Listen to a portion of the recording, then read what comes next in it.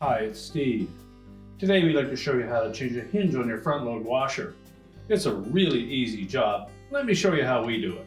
This repair can be done with the door still attached to the washer. We're simply going to open it up, and then we'll remove the appropriate screws from the hinge and attach the new one as we remove the old one.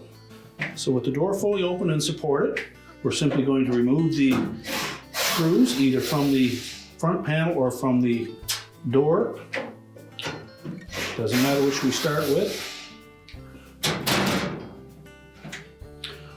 We'll remove those two screws. And you may need to have somebody assist you with holding the door in place. Now, when installing the new hinge, there is no up or down to it, but there is an inside and an outside. So carefully inspect it and make sure that we have the countersunk sides of those screw openings facing towards the center of the washer. Making sure that we support that door properly. Just place the hinge in position.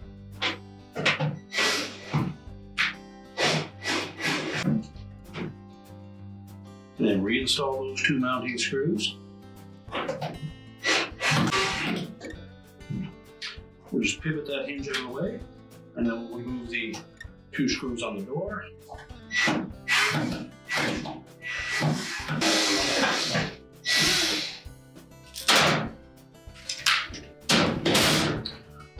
And then we'll reinstall those screws through the new hinge.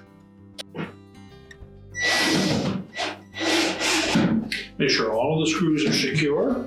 Now, if you're replacing both hinges, you would just repeat that procedure for the other one. Close the door up, make sure that the latch lines up properly, and your repair is complete.